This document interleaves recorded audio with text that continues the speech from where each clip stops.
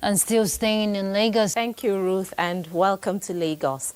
Security agencies in the country are deepening collaboration to dislodge the illicit supply of small arms and light weapons. The handover of 1,599 assorted arms and 2,998 live cartridges by the Customs to the National Center for the Control of Small Arms and Light Weapons is a testament. Joel Pupola reports. This seizure is a major breakthrough in tackling crime and criminality. According to security operatives, the targets are criminal gangs and groups terrorizing innocent people. Speaking during the handover in Lagos, the Controller General of Customs, Adewale Adeniyi, stated that some of the importers of the assault weapons have been convicted, while other cases are still pending in courts. 11 suspects connected to the arms trafficking syndicate were also handed over to relevant authorities for further investigation. The CG noted that Customs has played a frontline role in maintaining national security by intercepting illegal arms and ammunition. The agency also reinforced its core mandate of protecting the nation's borders through targeted anti-smuggling operations and precise intelligence-driven interventions. We are going to sort out the documentation, but basically we will hand over everything that we have to the Center for More Action. I want to hand over this rifles.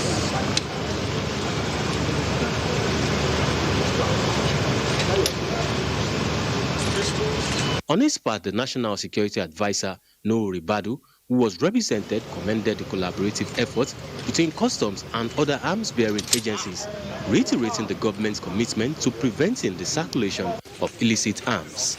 In Lagos, Joel Pupola, NTA News. Turning to education now, for polytechnics in Nigeria to become first-choice tertiary institutions, there is a need to upgrade them to degree-awarding institutions in specialized areas, especially in technology-oriented courses. Joel Pupola reports that experts say this will create more room for admission, reduce pressure on the universities, and end the age-long HND-BSc dichotomy. Polytechnics are institutions established to produce professionals in technical, technological, and vocational education that will address national manpower needs. But for many Nigerians, university education is usually the first choice, with many students opting for polytechnics after failing to secure admission to the university. This dichotomy, polytechnic lecturers say, has become a nagging issue in Nigeria and does not augur well for the future of polytechnic education. What we want, what can be done to make the polytechnic first choice is, one, allow the polytechnic to mount Bachelor of Technology degree. Now, when we say Bachelor of Technology degree, we are not talking about the type of Bachelor of Technology degree that is mounted in Federal University of Technology, but BTech in specialized areas. For example, if you run a BTech in artificial intelligence.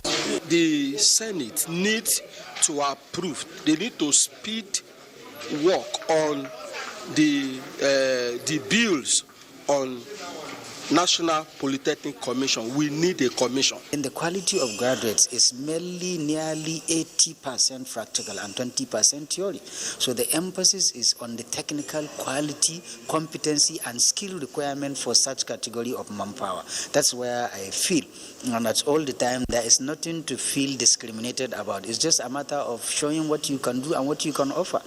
Apart from upgrading the polytechnics in the areas of facilities, awarding degrees in specialized courses that are technical-oriented will deepen technological education through curricular enhancement and retain the widening pool of qualified manpower, which will in turn attract funding and stop the dichotomy.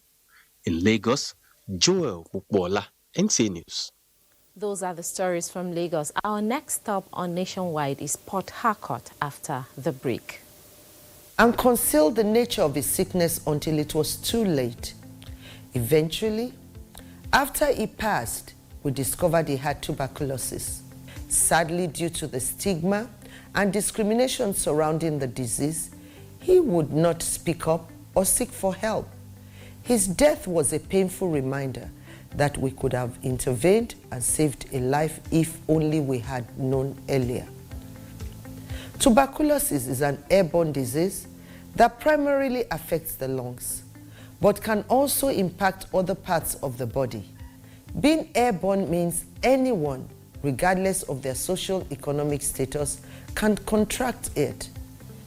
In Nigeria, 1 person dies of TB-related illness every 7 minutes, amounting to 206 deaths every day. Globally, 1 person succumbs to TB every 25 seconds, which is a staggering 3,456 lives lost daily. These deaths are entirely preventable because TB is curable if detected and treated early.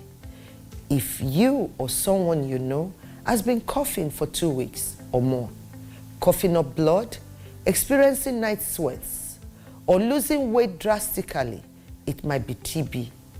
Please visit the nearest government hospital or primary health care center for proper diagnosis and treatment. TB treatment is free in all government and some private health facilities.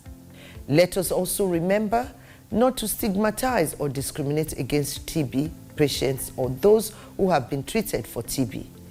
Individuals who have been cured of TB cannot infect others.